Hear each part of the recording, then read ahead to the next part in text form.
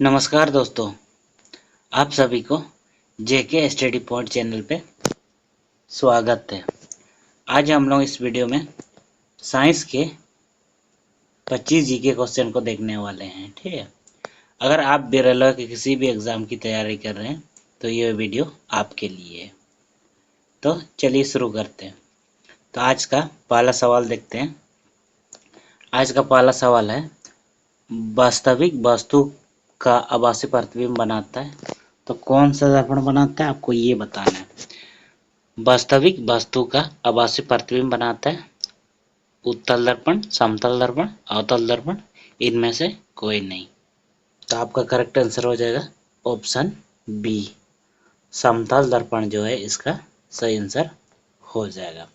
याद रखिए, वास्तविक वस्तु का आभासी प्रतिबिंब समतल दर्पण बनाता है। चलिए अगला क्वेश्चन की ओर बढ़ते हैं। आपका अगला क्वेश्चन है क्वेश्चन नंबर 2, वास्तविक वस्तु का हमेशा सीधा प्रतिबिंब बनाने वाला दर्पण कौन सा है। आपको बताना है वास्तविक वस्तु का हमेशा सीधा प्रतिबिंब बनाने वाला दर्पण कौन सा है। समतल उत्तल अवतल, समतल अवतल, उत्तल अवतल, समतल उत्तल। तो आपका करेक्ट आंसर हो जाएगा ऑप्शन डी, समतल उत्तल जो है इसका सही आंसर हो जाएगा। याद रखिएगा, वास्तविक वस्तु का हमेशा सीधा प्रतिबिंब बनाता है समतल व उत्तल दर्पण बनाता है। ठीक है, याद रखिएगा ऑप्शन डी आपका करेक्ट आंसर हो जाएगा। चलिए आपका अगला क्वेश्चन की ओर बढ़ते हैं। आपका अगला क्वेश्चन है, वास्तविक प्रतिबिंब की प्रकृति कैसे होती है। आपको बताना है वास्तविक प्रतिबिंब की प्रकृति कैसे होती है। उल्टा, सीधा, सीधा और उल्टा, इनमें से कोई नहीं। तो आपका करेक्ट आंसर हो जाएगा ऑप्शन ए, उल्टा जो है इसका सही आंसर हो जाएगा। याद रखिएगा, वास्तविक प्रतिबिंब की प्रकृति जो उल्टा होती है। आपका ऑप्शन ए सही आंसर हो जाएगा। चलिए आपका अगला क्वेश्चन है क्वेश्चन नंबर 4, वास्तु से छोटा प्रतिबिंब बनाता है। आपको बताना है वास्तु से छोटा प्रतिबिंब बनाता है उत्तल दर्पण, अवतल दर्पण, समतल दर्पण, उत्तल दर्पण और अवतल दर्पण। तो आपका सही आंसर हो जाएगा ऑप्शन डी, उत्तल दर्पण और अवतल दर्पण जो है वास्तु से छोटा प्रतिबिंब बनाता है। ठीक है, याद रखिएगा ऑप्शन डी आपका करेक्ट आंसर हो जाएगा। चलिए आपका अगला क्वेश्चन है क्वेश्चन नंबर 5, प्रकाश के परावर्तन के नियम के अनुसार जो कौन सा कथन सही है, आपको बताना है प्रकाश के परावर्तन के नियम के अनुसार कौन सा ऑप्शन सही है। तो आपका करेक्ट आंसर हो जाएगा ऑप्शन बी, आपतन कोण परावर्तन कोण के बराबर होता है। ठीक है, आपका सही आंसर हो जाएगा ऑप्शन बी, आपतन कोण जो है परावर्तन कोण के बराबर होता है। याद रखिएगा ऑप्शन बी करेक्ट आंसर हो जाएगा। चलिए आपका अगला क्वेश्चन है क्वेश्चन नंबर 6, समतल दर्पण द्वारा बना प्रतिबिंब सदैव होता है। कैसे होता है, समतल दर्पण द्वारा बना प्रतिबिंब कैसे होता है। तो आपका सही आंसर हो जाएगा ऑप्शन सी, सीधा और आभासी जो है इसका सही आंसर हो जाएगा।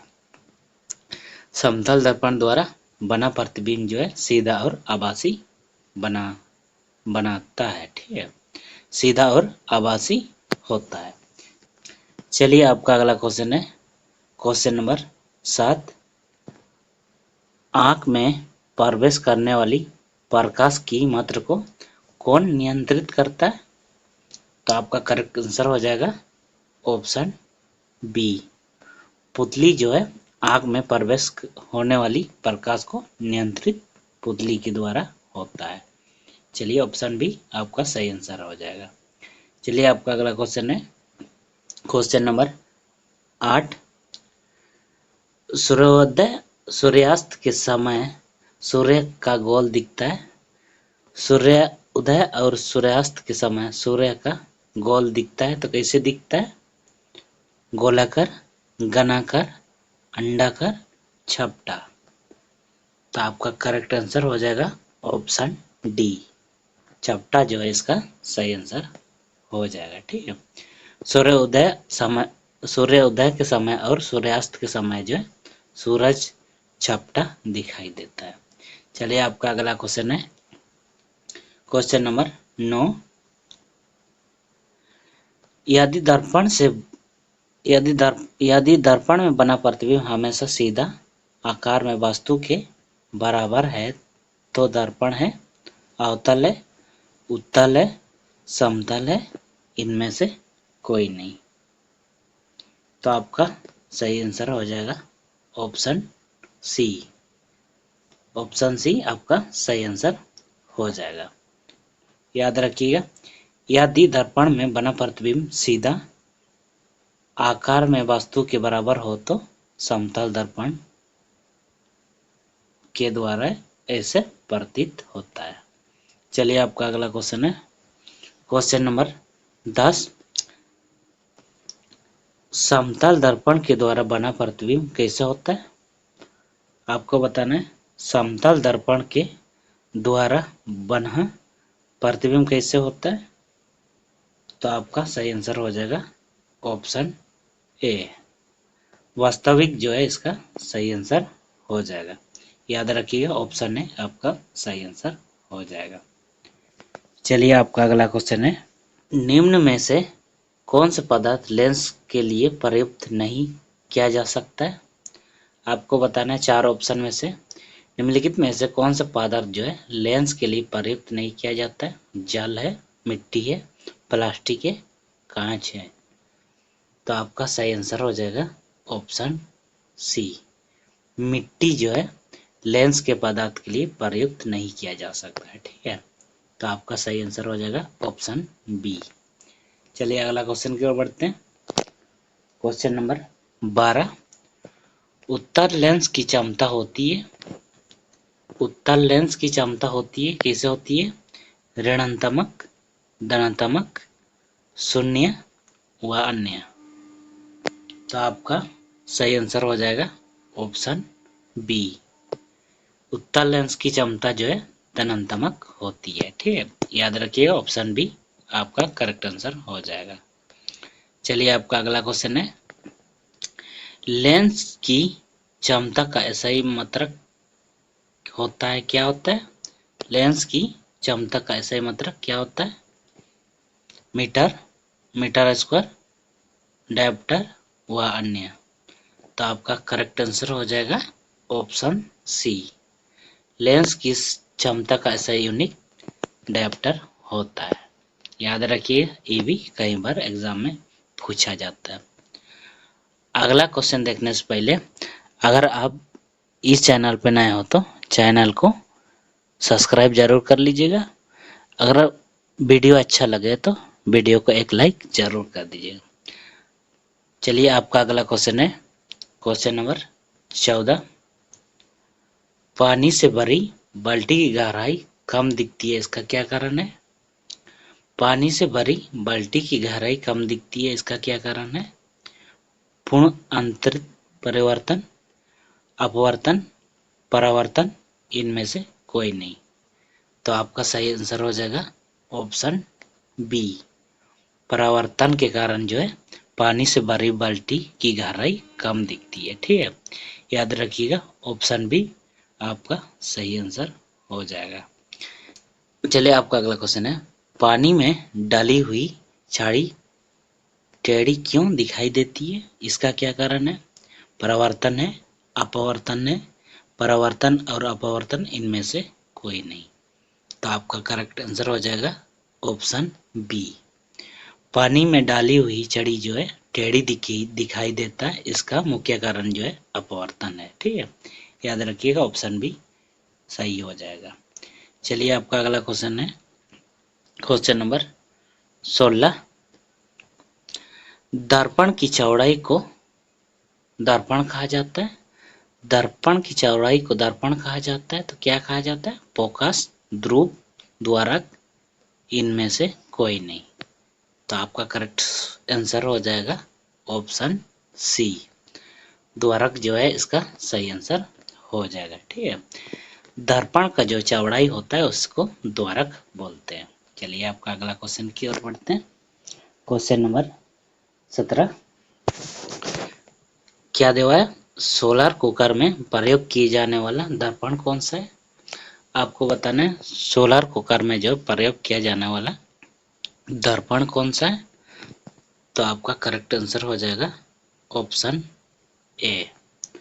अवतल दर्पण जो है आपका सही आंसर हो जाएगा। ठीक है, याद रखिएगा सोलर कुकर में जो प्रयुक्त होने वाला दर्पण है अवतल दर्पण। चलिए अगला क्वेश्चन की ओर बढ़ते हैं। अगला क्वेश्चन है रोगियों के नाक, कान, गले आदि की जांच के लिए प्रयोग किए जाने वाला दर्पण कौन सा है? आपको बताना है रोगियों के नाक, कान, गले आदि की जांच के लिए डॉक्टर जो दर्पण का प्रयोग किया जाता है उस दर्पण का नाम क्या है? तो इसका सही आंसर हो जाएगा ऑप्शन सी। अवतल दर्पण जो है आपका सही आंसर हो जाएगा।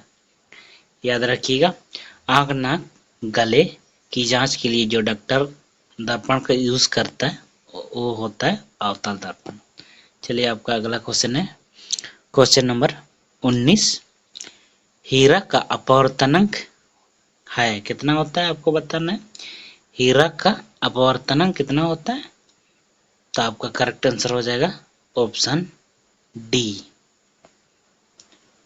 2.42 होता है। ठीक है, 2.42 इसका सही आंसर हो जाएगा।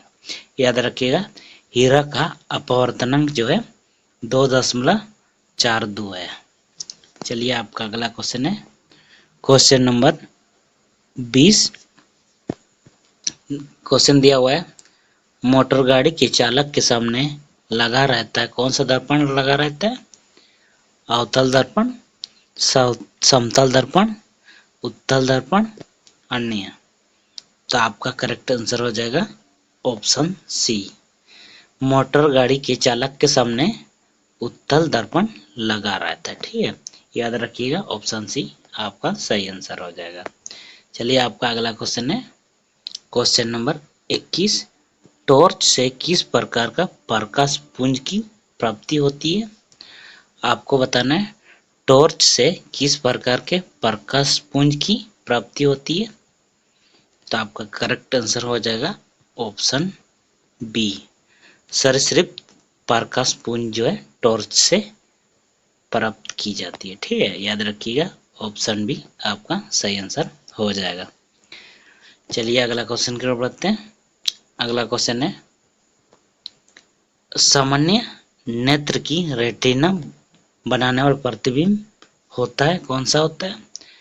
सामान्य नेत्र की रेटिना पर बनने वाला प्रतिबिंब होता है तो कैसे होता है? जो हम लोग का आंख में बनता है उसका प्रतिबिंब कैसे होता है? तो उसका सही आंसर हो जाएगा ऑप्शन सी, वास्तविक और उल्टा जो है इसका सही आंसर हो जाएगा। मानव नेत्र के रेटिना पर जो प्रतिबिंब बनता है वास्तविक और उल्टा होता है। चलिए आपका अगला क्वेश्चन है क्वेश्चन नंबर 23। नेत्र लेंस में संयोजन की क्रिया होती है।